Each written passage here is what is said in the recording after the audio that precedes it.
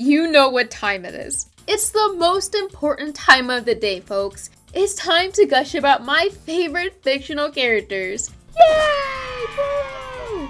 I have videos on Am and Urza, 2 out of my top 3 favorite Rance girls. I think it's only fitting to now go 3 for 3 and yap about the third and final member of this elusive favoritism club. My absolutely glorious, beautiful queen, Satella. By the order of these videos releasing, you probably expect that Satella would be my third favorite, but she's actually my second favorite. Now, granted, it's not a huge gap between her and Urza, but something about Satella gripped me by the skull extra hard. I mean, after looking at her, can you really blame me? Before we continue on, I'd like to preface something. I've tiptoed around Rance X spoilers for these videos since it's still in the midst of being localized, and I understand how a lot of people haven't played it. But for Satella specifically, X plays a huge part for why I like her so much. I wouldn't be able to accurately talk about it if I didn't include X at all in this video. Of course, it's not going to take over this entire video. I'll only have one dedicated section to it so you can skip it via timestamp I'll place somewhere on the screen. But still, here's a little heads up for that. So, with this out of the way, let's now dive into the ultimate Satella yap session. I like to first gush about the character's design because it's usually what initially draws me into a character. And I'm sorry, but I won't be beating those allegations this time. Satella is absolutely no exception to this. Red and black is secretly the best combination of all time. It's got a pretty powerful track record too. I mean, just look at this absolute banger roster. Zila, Shadow the Hedgehog, Ame-chan, Kazuma, and there's plenty more too that I'm just not thinking of. And of course, Satella is included in this little gang too.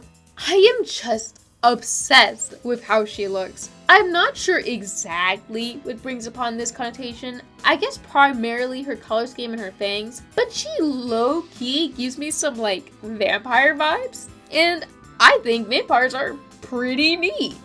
Also, I'll admit it, the whole dominating vibe she gives off, it's pretty hot. I think it lands even better when considering how, well, you know, she certainly has her moments of being on top and looking all evil and intimidating. She's kind of a softie, you know? That type of contrast really itches my brain correctly. You know what I mean?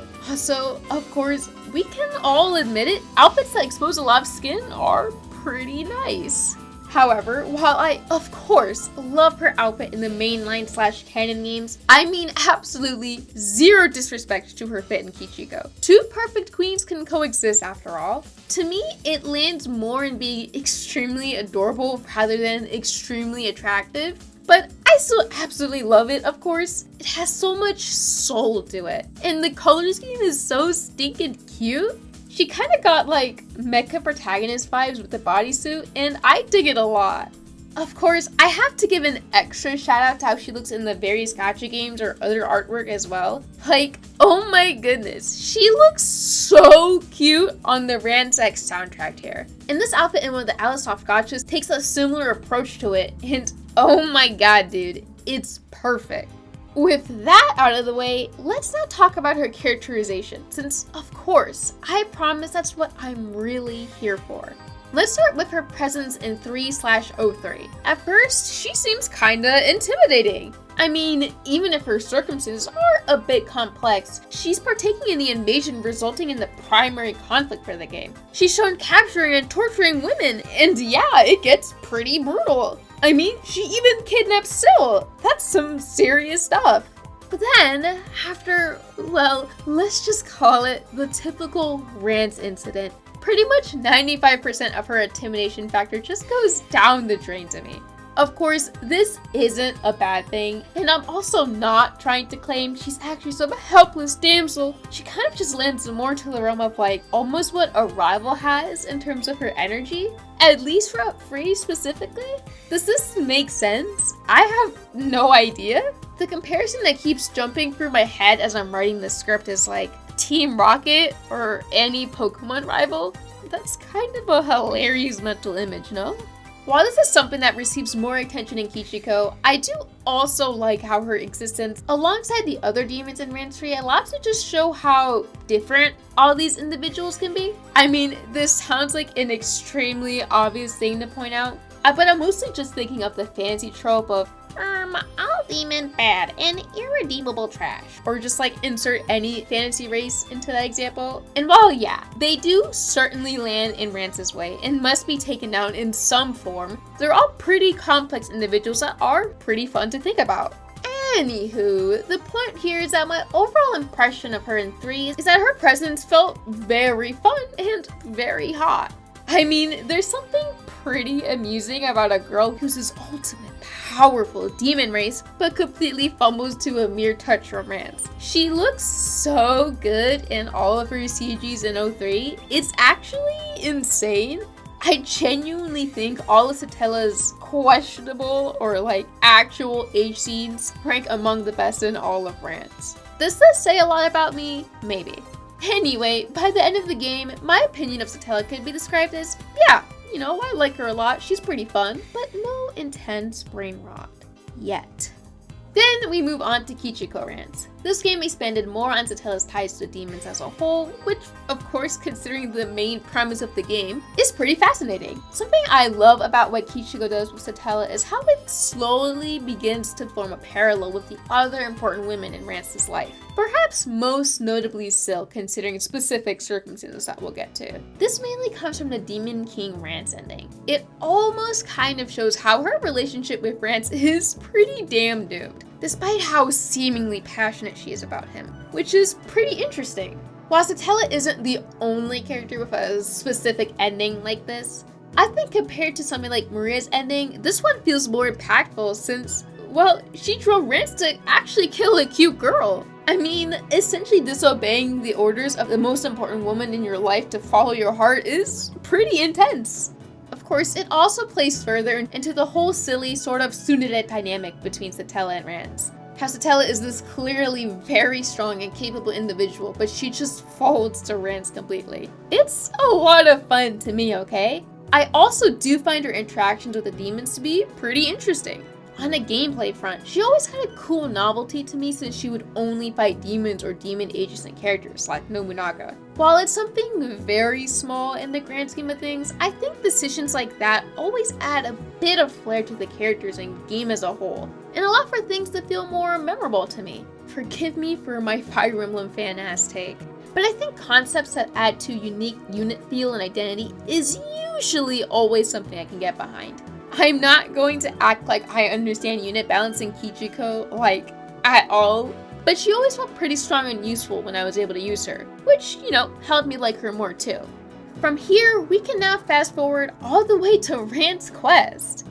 Man, this just further reminded me how I love that Quest donated content for so many characters spanning throughout this franchise. Anyway, while Satella is of course nowhere near a major star here, her presence here still is absolute perfection. Just like how 3 and Kishiko established an amusing dynamic between her and Rance, Quest just continues to push that agenda further in an honestly rather adorable way.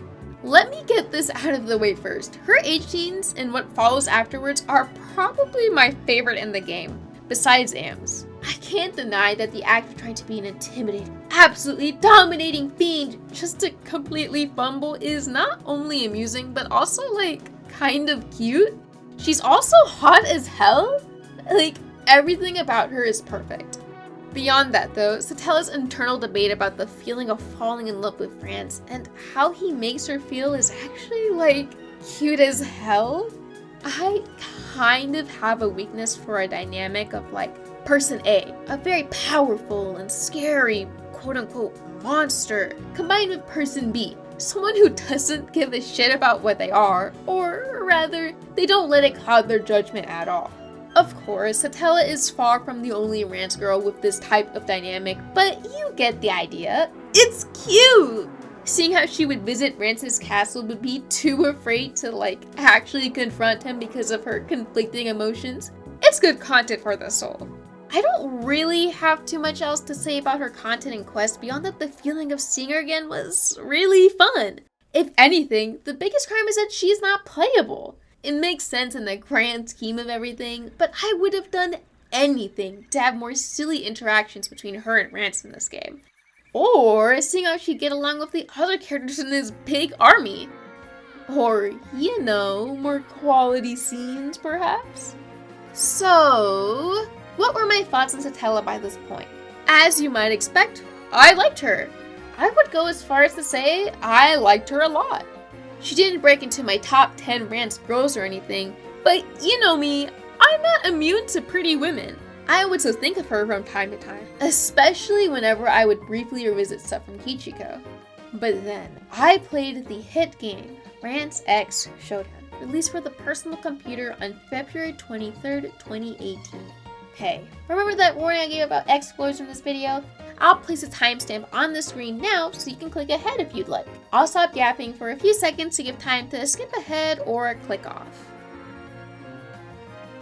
Okay, so if you're still here, I'll assume that you have either played Rance X or just completely don't care about spoilers. Hello, welcome to the ultimate Satella gushing section! Yeah! Woo! Oh my god, dude. This game made me go from a casual Satella enjoyer into secretly becoming her biggest fan. Going into X, I of course had no real idea what to expect because it's a trillion-hour game with infinite content. So at most, the thoughts I had surrounding Satella amounted to something like, Quest brought a lot of characters back and they don't really have a major plot focus or anything. So maybe in X, Satella might get the same treatment, but nothing insane. While in hindsight, considering how they built up Satella's romance with Rance and her bits and quests, and I did know X and Kishiko were going to be similar in some ways, it probably should have been more apparent to me that, hey, maybe she will be a bit more relevant here.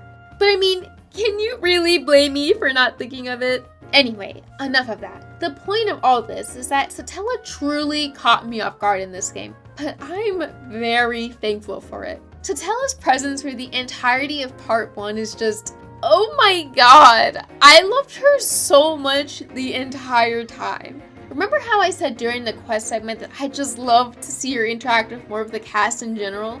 Let's just say that this game gave me all I could ever ask for. Her interactions and dynamic with Sil is just so...